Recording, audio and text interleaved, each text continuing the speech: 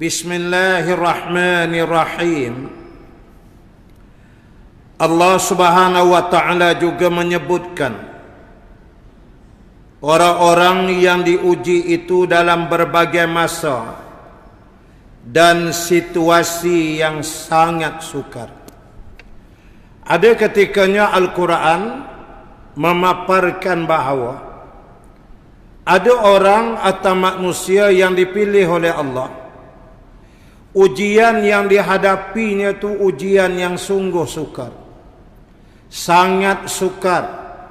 Tidak mampu difikirkan oleh akal manusia. Hal kejadian yang terjadi kadang-kadang disebut sebagai di luar kotak. Tidak mampu manusia untuk memikirkannya. Susahnya itu. Manakala di sana telah disebut ada orang yang diuji dengan kesenangan, dengan kemewahan, sebagaimana ada orang yang diuji dengan sakit pada jasad tubuhnya. Demikian ada pula orang yang diuji dengan sehat pada jasad dan tubuhnya. Jadi ujian itu kepelbagaian warna dan gambaran. Maka di antara yang dikira menghadapi situasi yang sukar disebutkan oleh Allah ialah Nabi Yunus bin Matta alaihi salam, di mana ianya keluar sambil marah kepada kaumnya daripada meminta izin kepada Tuhannya. Baginda alaihi salam pergi menaiki kapal laut. Tatkala baginda alaihi salam dilempar dari kapal itu, baginda alaihi salam masuk ke dalam 3 kegelapan, iaitulah kegelapan malam, kegelapan laut, dan kegelapan perut ikan paus.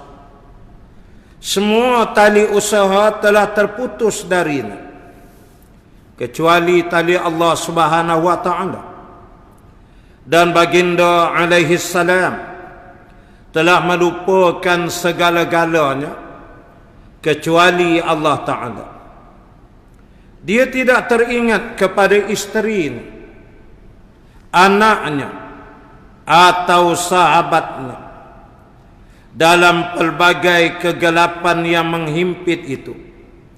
Baginda alaihi salam menyebut, La ilaha illa anta subhanaka inni kuntu minaz zalimin.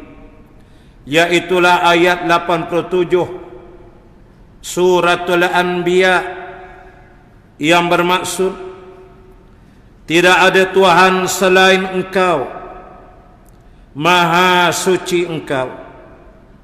Sesungguhnya aku adalah termasuk orang-orang yang zalim. Dia di mana kisah Nabi Yunus alaihi salam juga dirakamkan oleh Allah di dalam Al-Quran. Nabi Yunus alaihi salam ini daerah wilayah dakwahnya di lembah Aikah. Ketika Nabi sallallahu alaihi wasallam keluar daripada kota Taif, kemudian berehat di kawasan kebun anggur dalam keadaan kepalanya pecah dilontar dengan batu oleh penduduk Taif. Maka ada seorang budak pekerja ladang melihat Rasulullah sallallahu alaihi wasallam, dan Zaid bin Harithah terasa hibur ke hati dia. Lalu dia suruh Rasulullah duduk dan dia bagi setangkai anggur untuk dimakan oleh Nabi sallallahu alaihi wasallam. Lalu Rasulullah menanya dia pemuda ini namanya Idas radhiyallahu anhu. Akhirnya dia masuk Islam. Berpunca bila dia beri kepada Nabi buah anggur, masa nyambik makan tu Nabi menyebut Bismillah dengan nama Allah. Tiba-tiba Idas menyatakan, demi Allah, ini adalah nama dan kalimah yang tidak pernah disebut oleh penduduk di wilayah ini. Yakni Taif pada masa itu menyembah berhala. Taif ni wilayah di atas bukit. Daripada bawah pintu masuk ada berhala. Pergi ke depan beberapa batu di 4 simpang ada 4 berhala. Naik bukit sikit menuju ke bahagian dataran di tengah-tengah kota Taif ada lagi berhala sambil-sambil di lereng bukit. Sampai di kota Taif di atas tu juga ada berhala di bahagian atas pula. Manusia pada masa itu syirik kepada Allah. Jadi kalimah bismillah ni memang tak ada lah masa tu. Katanya Idas, ni luar biasa kalimah ni, tidak pernah disebut oleh penduduk sini. Lalu Nabi kata, kamu daripada mana? Lalu dia menyebutkan, dia datang daripada satu daerah dan dinyatakanlah negeri ini dan disebutkanlah lembah ini. Lalu Rasulullah sallallahu alaihi wasallam menyatakan, demi Allah, sesungguhnya itu adalah negeri saudaraku Yunus bin Matta, yakni Nabi Yunus alaihi salam. Lalu Idas terus lompat dan terekam Nabi, dia peluk dan mengucap syahadah sambil dia menyatakan, demi Allah, tidak akan mengenal seorang Nabi melainkan dia pasti seorang Nabi. Jadinya menunjukkan bahawasanya kitab-kitab sebelum Rasulullah turun, Nabi-Nabi sebelum Nabi itu, Nabi ini, termasuk Nabi Yunus ni memang ada. Dan Quran telah menceritakannya. Jadi Nabi Yunus kita dah sebut. Kalau agaknya kalimah yang boleh kita pakai pinjam, dia tu jenis sensitif sangat. Hatinya tu lembut sangat. Bila berdakwah diejek, bila dia menyampaikan dakwah disenda oleh kaum, mengajuk hati, dia tinggalkan kaum. Nah, meninggalkan kaum dalam kerja dakwah ini tak boleh. Itu memang Allah Ta'ala tak suka. Allah telah memilih sebagai da'i, jalan dia terus imma nasrullah wa imma syahadah. Sama ada berjaya dakwah tu dengan pertolongan Allah atau dia mati syahid. Itu saja. Tiba-tiba dia tinggalkan kaum, dia merajuk diri. Pergilah dia ke kawasan laut dan berbetulan adalah rombongan dagang. Kapal ni nak bergerak keluar, Nabi Yunus naik. Ringkas cerita baca semua kitab tafsir. Sama ada tafsir Al-Azhar Buya Hamka, tafsir Al-Jalalain, Ibnu Katsir, Imam Al-Qurtubi, tafsir apa saja, tetap menyebut peristiwa bagaimana dihinakan Nabi Yunus ni oleh ketua kapal, yakni ketua kelasi dia. Ketua dia lah nakhoda dia. Kerana menurut ceritanya bila belayar jauh ke tengah tu, tiba-tiba kapal tu tak balance. Lalu kelasi ni mengadu kepada nakhoda. Nakhoda mengamuk. Dia kata, apa hal pula hari ni kapal kita tak balance. Barang yang kita bawa sebanyak tu juga. Bekalan air tawar banyak tu juga. Kelasi petugas saya ramai tu juga. Cuaca angin pun kuat bertiup sama. Kita dah kalkulat. Apa yang jadi tumbang ambing tak balance kapal aku ni. Lalu dia menyatakan, siapa dia ni? Kalau bahasa kita kasar lah. Siapa dia haram jadah sungguh tumpang-tumpang kapal aku siapa? Ada orang baru tak? Dia buat macam tu. Padahal dalam tu semua orang lama kecuali Nabi Yunus. Itulah kali pertama dia naik kapal tu. Bayangkan hati Nabi Yunus macam mana. Lalu akhir ringkasnya dibuat cabutan undi. Lama dah cerita mengundi ni. Ya. Jadi siapa terkena undi adalah dia tanda macam mana. Yang ni kena humban ke laut. Allah dah menentukan terkena cabut tu kena ke Nabi Yunus. Memang kamu dia kata buat semak dan kapal aku ni, dia buat. Itulah ditelan oleh ikan nun. Cuma ikan nun ni dibahas oleh ulama berbagai-bagai.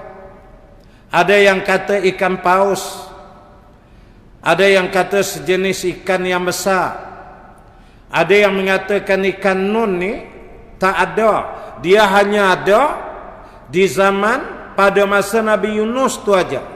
Jadi bila dilontar Allah buat ikan tu telan. Bila lepas Nabi Yunus ikan tu pun habis, Allah hilangkan.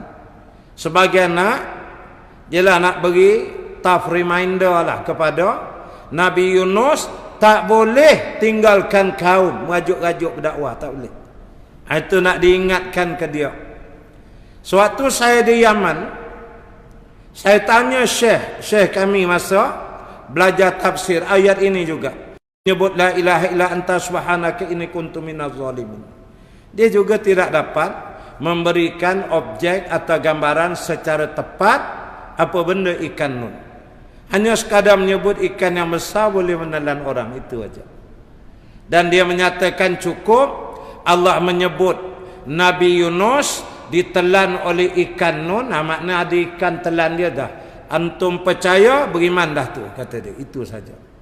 Kadang-kadang ulama dia tidak mahu meleret-leret sehingga mana poin besar bab dakwah itu saja.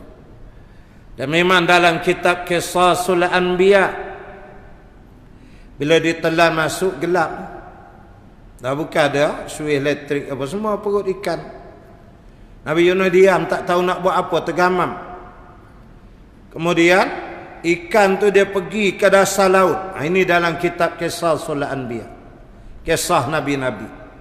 Bila pergi ke dasar laut, dia berjalan pelan di dasar tu, terdengar katanya oleh Nabi Yunus, batu-batu karang, lumut-lumut, plankton, rumpai-rumpai laut ni, pasir-pasir dasar laut menyebut kalimah la ilaha illa anta subhanaka inni kuntu minaz zalimin. Nabi Yunus dengar katanya, dia ikut zikir itu.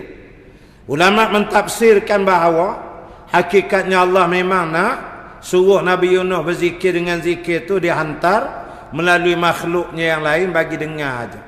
Allah boleh saja hantar kepada Nabi Yunus direct secara wahyu, kemudian Nabi Yunus sebut la ilaha illa anta sehingga akhir.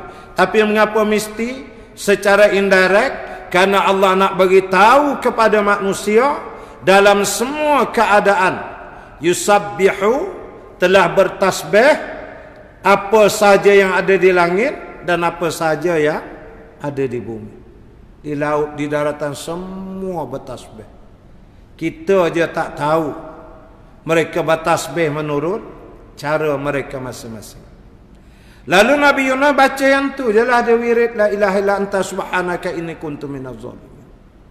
Hari ke-16 perut badan ikan tu Allah tukar transparent, jadi cermin.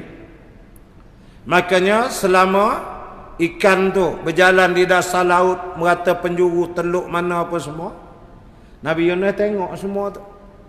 Maka orang yang pertama naik kapal selam dalam dunia ialah Nabi Yunus alaihi salam. Belum sempat Rusia buat kapal selam nuklear lagi. Belum lagi Amerika boleh buat kapal selam yang canggih-canggih. Allah dah kirim ikan bawa Nabi Yunus naik jadi kapal selam di dasar laut. 40 hari 40 malam duduk dalam tu. Dan Allah Ta'ala berkuasa bekalkan oksigen segala apa itu. Itu mudah je bagi Allah, kun fayakun aja.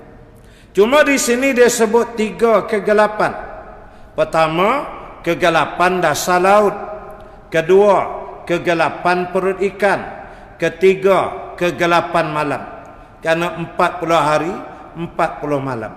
Di dalam beberapa kitab tafsir yang lain, ada ulama tafsir menambah jadi 4. Yang keempat, iaitulah satu lagi kegelapan sikap dalam berdakwah meninggalkan kaumnya itu. Itu juga merupakan suatu zulumat, suatu kegelapan. maka 4 kegelapan dialami oleh Nabi Yunus alaihi salam, dan dia pun bacalah la ilaha illa anta ni, itu jelah wirid dia. Sehinggalah hari ke-40 ikan nun berasa senak perut, dia pun timbul side landing dekat satu kawasan, dia muntahkan Nabi Yunus pada waktu asar. Itu ceritanya. Kemudian panjang lagi lah dia berjalan, dia naik balik cari kaum dia. Jadi ini wirid, dan itu menunjukkan sukar ujian yang dialami oleh Nabi Yunus alaihi salam.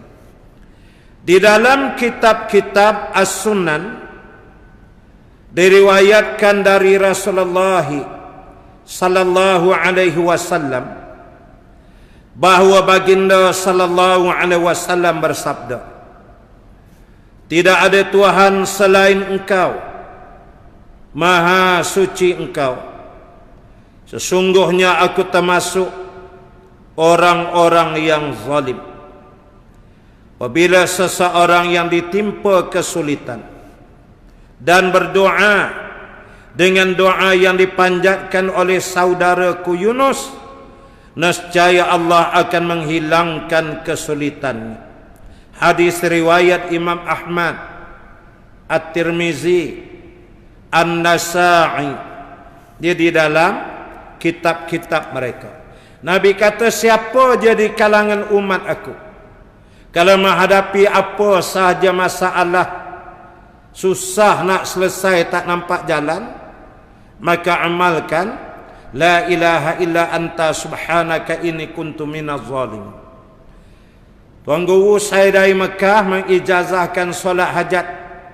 Dia kata buat solat hajat 2 rakaat. Mudah-mudah hajat. Rakaat pertama lepas Fatihah surah Al-Kafirun sekali. Rakaat kedua lepas Fatihah suratul Ikhlas sekali. Tetapi sujud akhir sebelum salam baca la ilaha illa anta subhanaka inni kuntu minaz zalimin 40 kali. Cuba, insya-Allah sebagai masalah Allah Ta'ala akan selesaikan. Itu memang ya, kita tengok beberapa keadaan kita alami memang sangat mustajab. Dan ini rupanya memang disebut juga oleh Rasulullah sallallahu alaihi wasallam.